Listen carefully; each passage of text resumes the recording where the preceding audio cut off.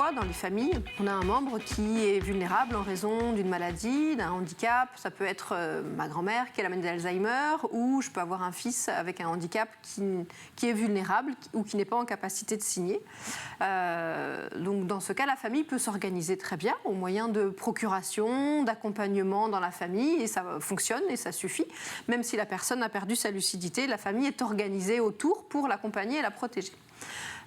Mais parfois ça ne suffit plus parce qu'il y a une démarche particulière à faire, il faut utiliser les assurances vie ou alors il faut aller chez le notaire pour signer la vente d'un bien ou une succession. Et dans ces cas-là, le notaire ou le banquier ne peut pas faire signer la personne parce qu'elle ne comprend pas ce qu'elle signe. Donc dans ces cas-là, il est nécessaire d'aller plus loin que les démarches qu'on met en place habituellement. Il faut écrire au juge des tutelles. Alors, il existe plusieurs mesures de protection qui sont graduées en fonction des capacités de la personne. La première mesure qui existe, c'est la sauvegarde de justice, qui est une mesure d'urgence temporaire. Ensuite, il existe la mesure de curatelle, qui peut être simple ou renforcée. Dans ces cas-là, le curateur signe avec la personne. Ça protège ses démarches, il signe avec elle.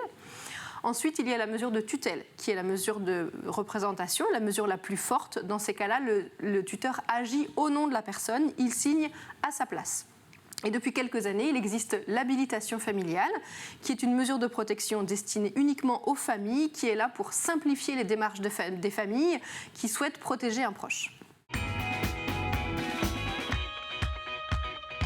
Il faut écrire au juge des tutelles. C'est le juge des tutelles qui décide des mesures de protection juridique. Le juge des tutelles compétent est celui qui est à côté du domicile de la personne protégée. Donc s'il y a une demande à faire au juge des tutelles, une requête, c'est un formulaire à compléter, accompagné d'un certificat médical obligatoire. Mais ce n'est pas le certificat médical du médecin traitant. Il y a une liste de médecins dans chaque département qui sont les seuls habilités à établir ce certificat médical obligatoire. Et ensuite, il faut joindre quelques autres documents comme le livret de famille, ou l'acte de naissance. Le certificat médical a un coût.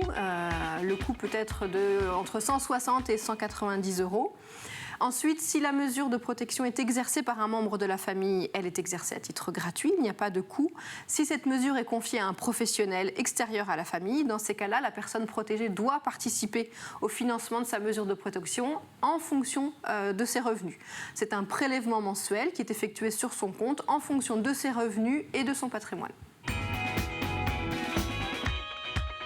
Les familles peuvent contacter notre service, le service d'information et soutien aux tuteurs familiaux à l'UDAF de la Vendée.